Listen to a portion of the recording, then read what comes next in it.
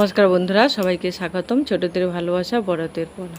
আজকের এই যারা চারধারে পরিবেশটা দিয়েই শুরু করছি। আজকে রান্নাটা শুরু করব। এই দেখুন, প্রতিদিনের মতো আজকে একটু পরিবেশটা দেখিয়ে দিচ্ছি, তারপরে রান্নাঘরে যাচ্ছি। এই দেখুন, এখানে সব গুছি গাছি নিয়ে আপনাদের একটু পরিবেশটা দেখাচ্ছিলাম। আজকে করব উচ্ছে, আলু, বেগুন, এই যে চিংড়ি দিয়ে তরকারি, আর ইলিশ মাছের এই যে লেবু দিয়ে টক রান্না করব। তাহলে কড়াইটা বসে মাছটা ভেজে নেব, তাহলে পুরো ভিডিওটা দেখতে থাকবে। কড়াইটা বসিয়ে দিয়েছি, কড়াইটা গরম হয়ে গেছে। এবারে তেল দিয়ে দেবো, দিয়ে মাছগুলো ভেজে নেব। তেলটা গরম হয়ে গেছে, এবারে মাছগুলো দিয়ে দেব।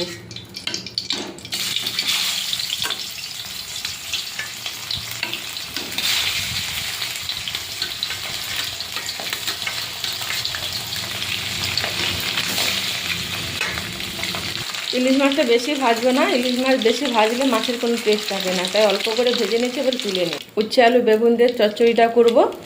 আপনারা সবজিটা ভেজে নিতে পারেন, আমি ভাজবো না, একবারে করব।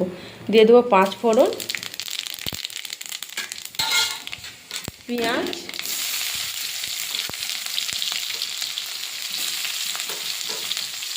আর দিয়ে দেবো চিংড়ি দিয়ে ভাজা ভাজা করে নেব চিংড়ি আর পেঁয়াজটা।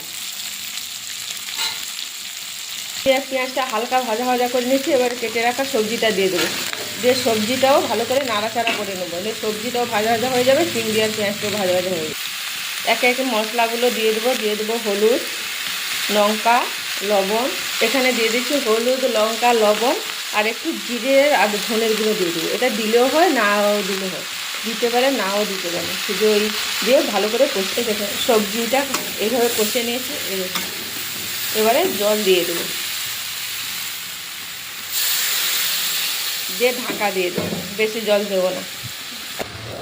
সবজি তরকারিটা হয়ে গেছে, আলু, বেগুন, উচ্ছে দিয়ে আর চিংড়ি দিয়ে। এবারে একটু আলুগুলোকে ঘেঁটে নিয়ে এবারে নাম করে দেবো। এই দেখুন, এইভাবে করে নিয়েছি। এবারে নাম করে নেব। কড়াইটা ধুয়ে বসে দিয়েছি, কড়াইটা গরম হয়ে গেছে। এবারে তেল দিয়ে দেবো,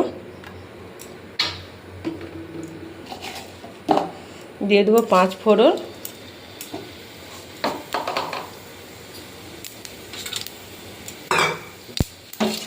আর দিয়ে দেবো ভেজে রাখা মাছ,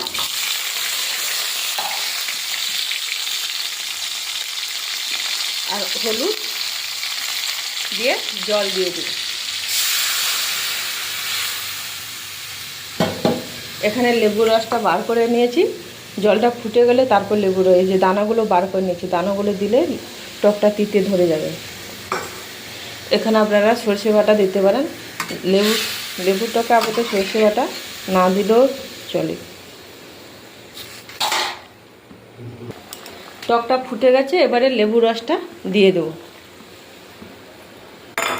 দেবো পরিমাণ মতন লবণ দিচ্ছিলাম না, এবারে পরিমাণ মতো লবণ দিয়ে দেবো। এবারে ফুটে গেলে, বেশি ফোটাবো না, ফুটে গেলে নামিয়ে নেব। টকটা হয়ে গেছে, এবারে নামিয়ে নেব।